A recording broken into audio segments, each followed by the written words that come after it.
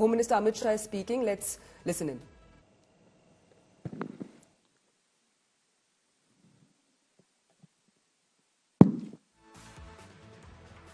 आज के कार्यक्रम में मंच पर उपस्थित महाराष्ट्र भारतीय जनता पार्टी के प्रदेश अध्यक्ष श्रीमान बावनकुळे जी,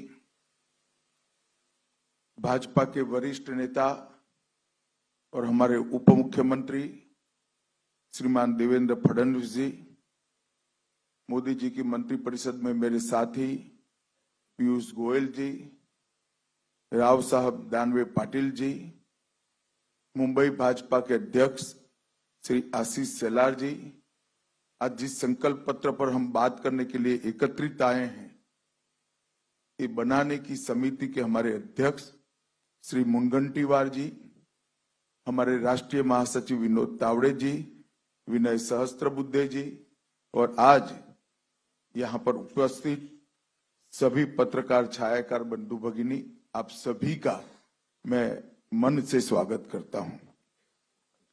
आज यहां पर अभी जिस संकल्प पत्र का विमोचन हुआ, वो संकल्प पत्र ये महाराष्ट्र की महान भूमिका, सारी जनता के आकांक्षाओं का प्रतिबिंब है। महाराष्ट्र एक प्रकार से कई युगों से हर क्षेत्र में देश का नेतृत्व कर रहा है। एक जमाने में जब जरूरत थी तब भक्ति आंदोलन की शुरुआत भी महाराष्ट्र से हुई। जब जरूरत पड़ी तब गुलामी से मुक्ति का आंदोलन भी शिवाजी महाराज ने यही भूमि से किया और जब जरूरत पड़ी तब सामाजिक क्रांति की शुरुआत भी यही महाराष्ट्र ने की।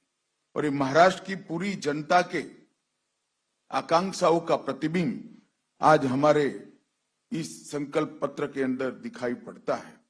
आज यहाँ पर मैं आप सबके सामने उपस्थित हूं। इस वक्त हमारे एनडीए की जो सरकार, महायुति की सरकार चल रही है, उसने किसानों का सम्मान करने की बात की है, गरीबों का कल्याण करने को जमीन पर उतारने का काम किया है, महिलाओं का स्वाभिमान बढ़ाने के लिए हम योजनाएं लेके आए हैं और विरासतों का पुनरुत्थान करने का काम भी महायुति सरकार ने किया है। मित्रों, आज मुझे बहुत खुशी है कि जब मैं अंबेडकर जी की भूमि पर खड़ा हूं, तब अभी अभी कश्मीर में जो चुनाव हुआ, आजादी के बाद पहली बार कश्मीर का चुनाव के बाद मुख्यमंत्री का शपथ अंबेडकर जी ने बताए हुए संविधान से हुआ है। इससे बड़ी श्रद्धांजलि अंबेडकर जी की वो नहीं हो सकती। धारा 370 हटने के बाद पहली बार कश्मीर में भारत के संविधान की शपथ लेकर सरकार बनाने का काम हुआ और इसका पूरे देश को आज नाज है। हमने इस संकल्प पत्र के माध्यम से महापुरुषों की परंपराओं को, सांस्कृतिक विरासत को आगे बढ़ाने के संकल्प भी रखे हैं। अराजकता फैलाकर विकास के नाम पर विफल राज देने वालों की विफलताओं से बोध लेते हुए मजबूत, समृद्ध और सुरक्षित महाराष्ट्र कैसे हो, इसका भी इसके अंदर आपको योजना दिखाई पड़ेगी। आज चुनाव में हमारा मुकाबला अघाड़ी से है। मैं निश्चित रूप से कहना चाहता हूं कि अघाड़ी की सारी योजनाएं सत्ता के लालच में तुष्टीकरण की है, विचारधाराओं का अपमान करने वाली है और महाराष्ट्र की संस्कृति से छल कर केवल सत्ता प्राप्ति के लिए आगे बढ़ने वाली विचारधारा है। मित्रों, मुझे गत चुनाव का परिणाम याद है। आज मैं महाराष्ट्र की जनता के सामने कहने आया हूं कि आप लगातार तीसरी बार महायुति की सरकार को आपका मैंडेट दीजिए। पहली बार 2014 में महाराष्ट्र की जनता ने महायुति को मैंडेट दिया, भारतीय जनता पार्टी के नेतृत्व में महायुति की सरकार बनी। 19 में भी मैंडेट भारतीय जनता पार्टी और महायुति के लिए था, मगर जनादेश का द्रोह कर कर सत्ता की लालच में वो जनादेश को नकारा गया और अंतोतगत्वा जो कृत्रिम होता है, जो बनावटी होता है, वो लंबा टिकता नहीं है। वो सरकार गिरी और फिर से महायुति की सरकार बनी। महायुति एक मुश्त होकर, एकजुट होकर मोदी जी के नेतृत्व में सिद्धांतों के आधार पर महाराष्ट्र का कल्याण करने के लिए आगे बढ़ रही है। और अघाड़ी की सरकार बनाने का जो लोग दावा कर रहे हैं, उनका चुनाव अभियान भी आंतरिक विरोधाभासों से घिरा हुआ है। मैं आज इस मंच से उद्धव ठाकरे जी को पूछना चाहता हूं, क्या वो कांग्रेस के नेता राहुल गांधी को इतनी विनती कर सकते हैं कि वीर सावरकर के लिए 2 अच्छे शब्द बोल दे? क्या कांग्रेस का कोई नेता सम्माननीय बाला साहब ठाकरे के सम्मान में 2 वाक्य अच्छे बोल सकता है क्या? ये अंतर विरोध के बीच में अघाड़ी की सरकार बनाने का स्वप्न लेकर जो लोग निकले हैं, उनको महाराष्ट्र की जनता जान ले, ये बहुत जरूरी है। भारतीय जनता पार्टी जब संकल्प लेकर आती है, संकल्प पत्र लेकर आती है, हमारे संकल्प पत्थर पर की लकीर होती है। और पूरे देश ने देखा है, चाहे राज्य हो, केंद्र हो, भारतीय जनता पार्टी की सरकार, एनडीए की सरकार, महायुति की सरकार जब जब बनी, हमारे संकल्पों को सिद्धि में परिवर्तित करने का काम हमने प्रयास पूर्वक किया। कोई नहीं मानता था कि धारा 370 का वादा समाप्त हो जाएगा, इस देश से धारा 370 चली जाएगी, मगर आज धारा 370 को समाप्त करने का काम मोदी जी के नेतृत्व में एनडीए सरकार ने किया। कोई नहीं मानता था इस देश में सीएए आएगा, कोई नहीं मानता था इस देश में यूसीसी की शुरुआत हो सकती है, कोई नहीं मानता था कि इस देश के अंदर ट्रिपल तलाक समाप्त हो जाएगा, कोई नहीं मानता था इस देश में राम जन्मभूमि का मंदिर 550 साल के बाद सम्मान के साथ राम जन्म के स्थान पर ही भव्य मंदिर दिखाई पड़ेगा। इसके साथ साथ हमने वादा किया था समृद्ध भारत का। 11वें अर्थतंत्र से हमने 10 साल के अंदर ही देश के अर्थतंत्र को 5वें नंबर पर पहुंचा है और हमारा वादा है कि 27 में हम भारत को 3रे नंबर का अर्थतंत्र बनाएंगे। इस वादे की ओर हम तेजी के साथ आगे बढ़ रहे हैं। 60 करोड़ गरीबों को घर, बिजली, गैस, शौचालय, पीने का पानी, मुफ्त अनाज और मुफ्त इलाज, ये देने का काम भी हमने किया है। और दूसरी ओर अघाड़ी है। कांग्रेस के अध्यक्ष ने भी कहना पड़ता है कि कांग्रेस के जब वादा करे तो सोच समझ कर करे, क्योंकि वादा पूरा नहीं करते हो और मुझे जवाब देना पड़ता है। हमारे सामने हिमाचल का उदाहरण है, कांग्रेस वादों से मुकरी है। तेलंगाना का उदाहरण है, कांग्रेस वादों से मुकरी है। कर्नाटक का उदाहरण है, कांग्रेस वादों से मुकरी है। ये अघाड़ी के वादों के विश्वसनीयता पाताल से नीचे गई है और युति के वादों पर पूरे देश की जनता को भरोसा है, भारत की जनता को भी भरोसा है। और इंतहा तो तब होती है कि जिस संविधान की प्रति को लेकर राहुल जी संसद में संसद सदस्य की शपथ लिए, जिस संविधान को लहराकर बाबा साहब आंबेडकर के संकल्पों की याद दिलाई, जब किसी प्रेस के मित्र ने वो संविधान की प्रति को खोल कर देखा तो पूरा कोरा था, एक अक्षर भी नहीं लिखा। इससे बड़ा अपमान भारत के संविधान का भारत की 76 साल की आजादी में कभी नहीं हुआ। न केवल ये भारत के संविधान की अपमान है, भारत की संविधान सभा और बाबा साहेब आंबेडकर का भी अपमान करने का काम एक कांग्रेस पार्टी ने किया है। और अभी अभी मैंने अखबारों में देखा, दस्तावेज भी देखा है, उलेमाओं की कॉन्फ्रेंस ने, उलेमाओं की एक संस्था ने मांग की कि माइनॉरिटी को आरक्षण दिया जाए और कांग्रेस के अध्यक्ष नाना पटोले जी ने इस मांग को स्वीकार करने का पत्र एक्नॉलेजमेंट एक दिया है। मैं महाराष्ट्र की जनता को पूछना चाहता हूं, क्या कांग्रेस पार्टी के ये मंसूबे के साथ आप सहमत हैं क्या? एसटी, एससी, ओबीसी, दलितों का, आदिवासियों का और पिछड़ों का आरक्षण लेकर मुस्लिमों को देने के पक्ष में महाराष्ट्र की जनता है क्या? हमारा संविधान धर्म के आधार पर आरक्षण के पक्ष में नहीं। हमारे संविधान में किसी भी प्रकार का आरक्षण धर्म के आधार पर नहीं हो। और ये कांग्रेस ने सत्ता में आने से पहले ही वादा कर दिया है। मैं महाराष्ट्र की जनता को आगाह करना चाहता हूं कि आपको इस बात को संज्ञान में रखना चाहिए। मैं आज उद्धव ठाकरे को भी कुछ याद कराने आया हूं। उद्धव जी, आप कहां बैठिएगा इसका फैसला आपको ही करना है, हम नहीं कर सकते। आपको ही करना चाहिए, आपने ही करा है, मगर कहां बैठे हो वो जगह मैं जरूर याद कराना चाहता हूं। आप 370 हटाने के विरोध करने वालों के साथ बैठे हो।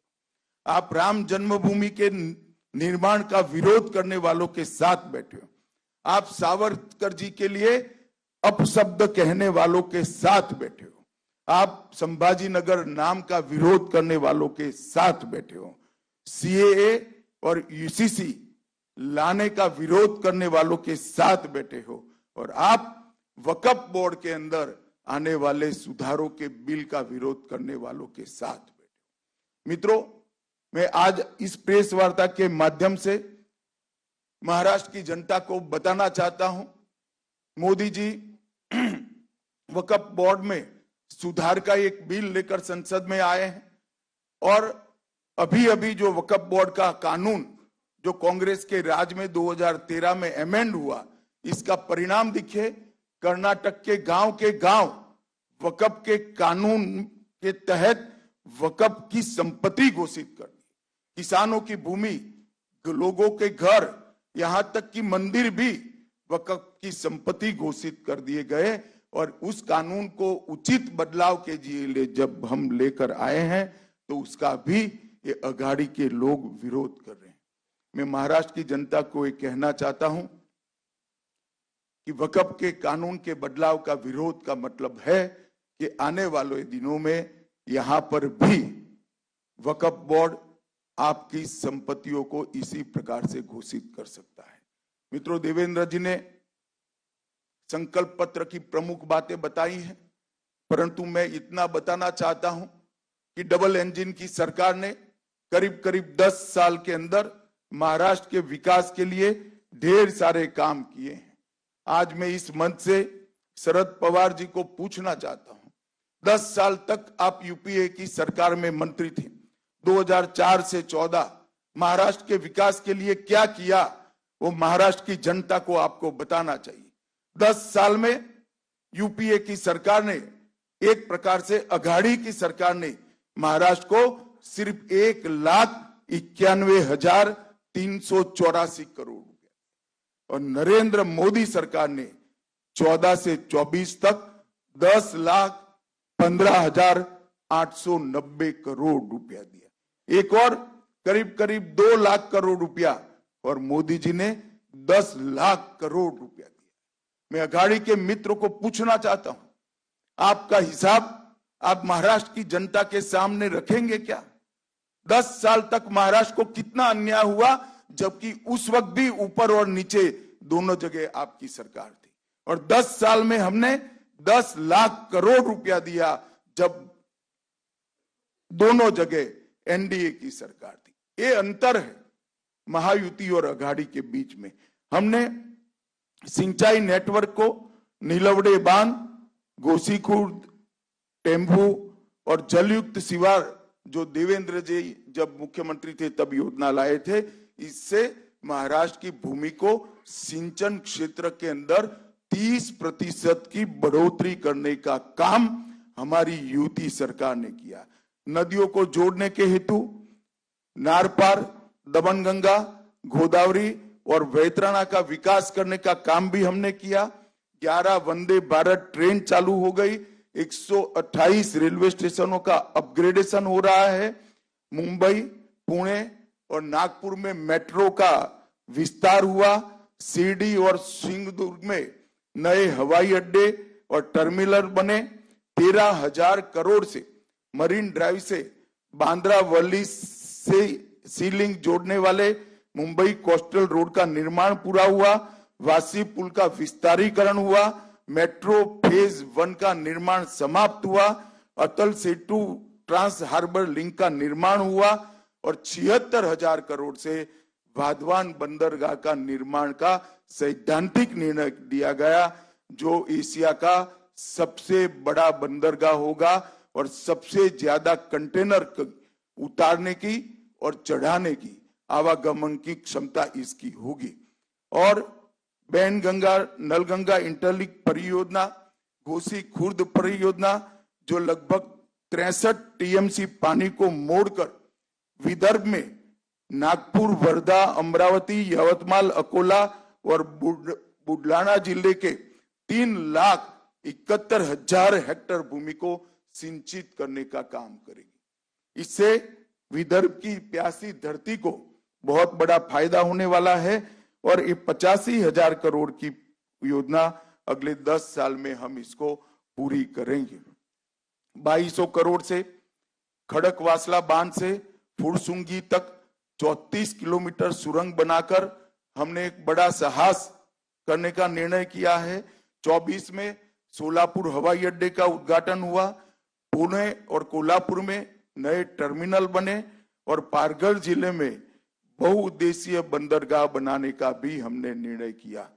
13,000 करोड़ के निवेश से 2800 मेगावाट की संयुक्त क्षमता वाले 2 पंप हाइड्रो स्टोरेज प्रोजेक्ट शुरू हमने किए और सिरवाटा पुणे 1800 मेगावाट और भीवपुरी रायगढ़ में 1000 मेगावाट की योजनाओं को भी हम लेकर आए। इसके अलावे आज एक प्रचार हो रहा है कि महाराष्ट्र में इन्वेस्टमेंट नहीं आ रहा है। मैं अघाड़ी के मित्रों को याद कराना चाहता हूं, जब अघाड़ी की सरकार कुछ समय के लिए चली तब महाराष्ट्र इन्वेस्टमेंट में फिसल रहा था। महाराष्ट्र एफडीआई इन्वेस्टमेंट में 4थे नंबर तक फिसल गया था। हमारी सरकार बनने के बाद, एकनाथ शिंदे जी और देवेंद्र जी और अजित दादा की सरकार बनने के बाद दोनों वर्ष में हाईएस्ट एफडीआई अगर कोई एक राज्य के अंदर आया है तो वो महाराष्ट्र में आया है। वो आपको याद होना चाहिए। शरद पवार जी जिस प्रकार के वादे करते हैं और जिस प्रकार के मुद्दे खड़े करते हैं, इसका सच्चाई से किलोमीटरों तक कोई संबंध नहीं होता। झूठे आरोप कर कर, एक विमर्श खड़ा कर कर, एक नकली जनादेश लेने का आपका जो आदत है वो इस बार सफल नहीं होने वाला है। इस बार महाराष्ट्र की जनता महायुति के पक्ष में खड़ी है। मित्रों, संकल्प पत्र लेकर जो हम आए हैं, वो संकल्प पत्र में देवेंद्र जी ने 25 मुद्दे, प्रमुख मुद्दे आप लोगों के सामने रखे हैं। लाडली बहन योजना, इसको हम बढ़ोतरी कर रहे हैं। वृद्धावस्था पेंशन का बढ़ोतरी कर रहे हैं। किसानों के लिए ऋण माफी और किसान सम्मान निधि को 12,000 से बढ़ाकर 15,000 कर रहे हैं। मूल्य स्थिरीकरण कोष के माध्यम से हम महंगाई को काबू करेंगे और 10 लाख प्रतिभावान छात्रों को मासिक 10,000 का मानदेय उनके आगे के अवसर के लिए देंगे। 45,000 गांवों में रास्ते बनाने का काम किया जाएगा। आशा वर्कर और आंगनवाड़ी कार्यकर्ताओं का बीमा कवरेज भी किया जाएगा और उनका मासिक वेतन 15,000 तक बढ़ाया जाएगा। वीज बिल में 30% कपात सौर ऊर्जा और अक्षय ऊर्जा पर से भर दिया जाएगा और 2028 तक महाराष्ट्र की इकोनॉमी को $1 ट्रिलियन की अर्थव्यवस्था करने का लक्ष्य हमारी यूपी सरकार ने रखा है। मैं विश्वास दिलाना चाहता हूं महाराष्ट्र की जनता को कि $5 ट्रिलियन का जो मोदी जी ने लक्ष्य रखा है, इसकी पूर्ति महाराष्ट्र के $1 ट्रिलियन के इकोनॉमी के लक्ष्य से होने वाले। मेक इन महाराष्ट्र नीति के तहत भारत के प्रमुख उत्पादक राज्य के रूप में महाराष्ट्र को हम प्रस्तापित करेंगे। देश का पहला समर्पित AI विश्वविद्यालय, उसकी स्थापना की जाएगी। नागपुर, पुणे, संभाजीनगर, अहिल्यानगर, नासिक को आधुनिक एरोनॉटिकल और स्पेस उत्पादन के केंद्र बनाए जाएंगे और किसानों की आय बढ़ाने के लिए ढेर सारे उपाय भी हम लेकर आए हैं, जिसमें उर्वरकों पर SGST में से छूट और जो SGST है वो सब्सिडी के रूप में वापस दिया जाएगा। सोयाबीन के लिए प्रति क्विंटल 6,000 का MSP हम सुनिश्चित करेंगे और सोयाबीन को प्रोसेसिंग के लिए समर्पित मूल्य श्रृंखला सोयाबीन उत्पादित करने वाले क्षेत्रों के अंदर स्थापित की जाएगी। मोदी जी ने लखपति दीदी का एक कंसेप्ट रखा है, उसको आगे बढ़ाते हुए हमारी सरकार 50 लाख लखपति दीदियां सिर्फ महाराष्ट्र में खड़ी करेगी। इसके लिए 500 स्वयं सहायता समूहों को और कई औद्योगिक क्लस्टर का निर्माण किया जाएगा और इसके लिए 1,000 करोड़ का रिवॉल्विंग फंड दिया जाएगा। अक्षय अन्न योजना के तहत प्रति माह मुफ्त राशन में चावल, ज्वार, मूंगफली, तेल, नमक, हल्दी, सरसों, जीरा और मसाले, इस सबको समाहित किया जाएगा और कौशल जनगणना का देश में सबसे पहला प्रयोग हम महाराष्ट्र में करेंगे। स्किल की जनगणना कर जिस युवाओं के अंदर स्किल है, टैलेंट है, उनको उचित जगह पे उनको प्लेसमेंट कराने के लिए एक नई मशीनरी हम खड़े करेंगे। छत्रपति शिवाजी महाराज आकांक्षा केंद्र, जिससे 10 लाख नए उद्यमियों का निर्माण होगा।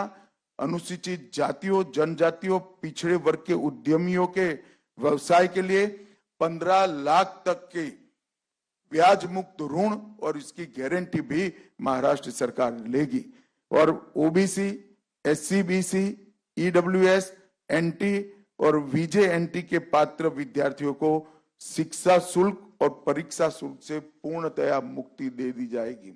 महाराष्ट्र में कई प्राचीन और ऐतिहासिक किले हैं जो राज्य के गौरव के प्रतीक है, एक महान संघर्ष के प्रतीक है और एक किला विकास प्राधिकरण बनाकर हम इसके संरक्षण और संवर्धन की भी नीति लेकर आएंगे और वरिष्ठ नागरिकों के लिए प्राथमिकता नीति अपनाई जाएगी, जिसमें आधार सक्षम सेवा वितरण को लागू किया जाएगा।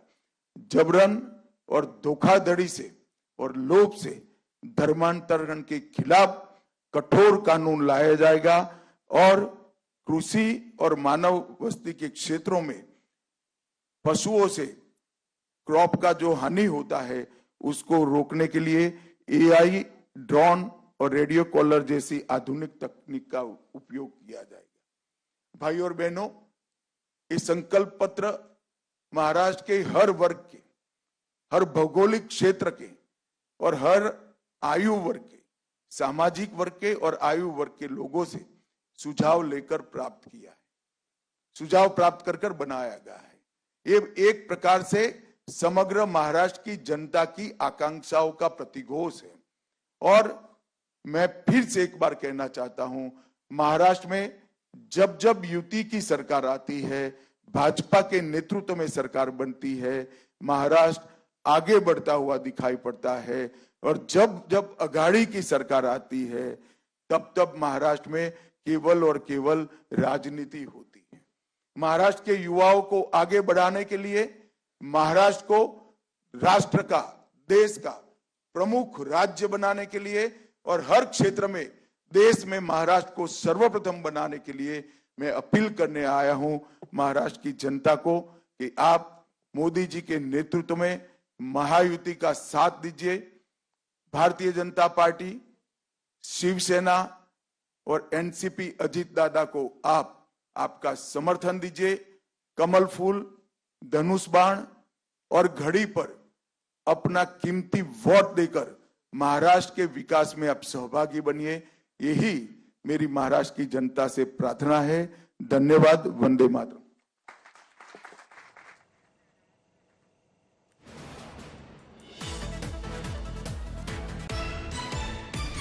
That's Union Home Minister Amit Shah, who's released the BJP's poll manifesto ahead of the Maharashtra Assembly elections. Big focus on farmers, women, and the poor. Amidst this, Home Minister Amit Shah has also hit out at the opposition, saying that the Aghadi is power-hungry, its schemes are self-serving. Shah has also raked up Veer Savarkar and has hit out at Uddhav Thackeray, asking, can Uddhav Thackeray request Rahul Gandhi to praise Savarkar or Bala Sahib Thackeray?